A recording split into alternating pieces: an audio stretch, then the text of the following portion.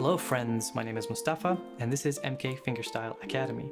In this lesson, we'll take a look at a Grade 1 piece called Minuet by Robert De Visée, who is a famous composer from the Baroque period and has written many pieces for the lute and other Baroque stringed instruments. If you can't tell already, Grade 1 means this piece is for beginners, and this one happens to be on the easy side of Grade 1, so it is really catered for people who have just learned how to read tabs, sit with their instrument, and apply proper right hand technique.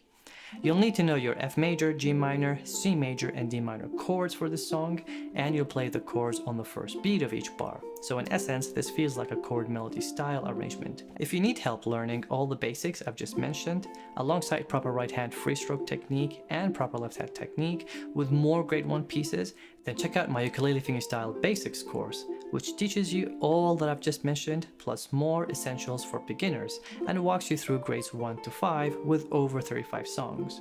You can check all that out in the video description. With that in mind, if you're a beginner, this should take you 2 to 3 weeks. Let's get started.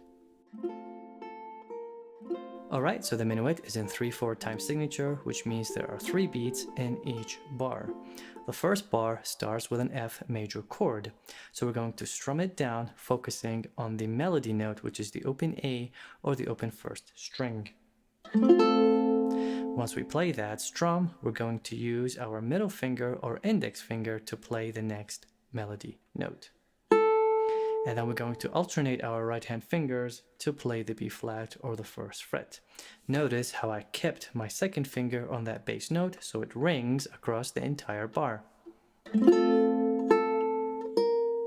Now, as soon as I play that first fret, I'm going to prepare my fourth finger to land on that third fret in bar 2. I already have the second finger pressed. I just need to move my first finger up a fret to play the F major chord again, but with a high C. So the melody in the first 2 bars is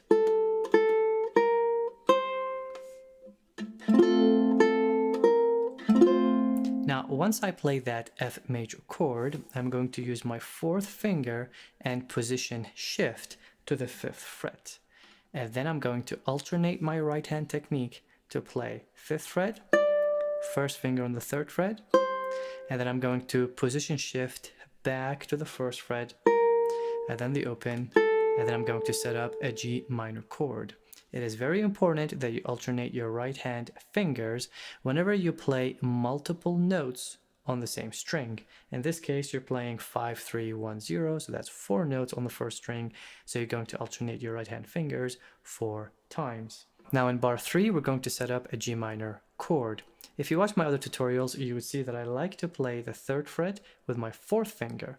But in this case, we are going to play the G minor with the 3rd finger because we need the 4th finger free to play the melody note, which is that high C, while holding the G minor chord. Again, I'm alternating my right hand fingers and I'm holding the chord notes that I can. The only one I have to let go of is that 1st fret because there's a melody note on the 1st string. As soon as I finish that, in bar 4, I play an F major chord and then play the 3rd fret right after. The challenge here is to strum the F chord and come back to that G note on time. What I like to do is strum with my index and come back with my middle finger to play that G. Notice my right hand finger alternations. Bar 5 is the same as bar 1. Bar 6 is the same as bar 2. Position shift, alternating right hand fingers. And then in bar 7, I'm going to play the G minor chord, but with my 4th finger this time because I don't have a melody note. And then I'm going to play that C7, and then open. And then lightly, I'm going to arpeggio an F major chord to set up the repeat. In bar 9, it's the same as bar 1. Now I'm going to play in bar 10 that C chord. Notice how I play that C major as a block chord. In the YouTube video, I roll that to emulate the sound of strum.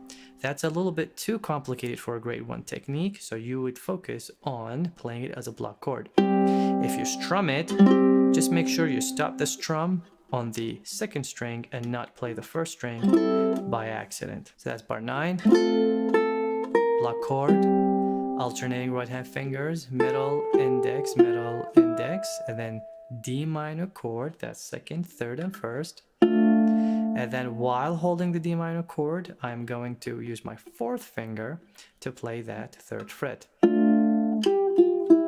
Again, alternating right hand fingers, making sure that your left hand posture is square. I'm gonna play a block chord of that C major chord. And right away, I have to play that D note or the second fret. And then in bar 13, it's the same as bar 9.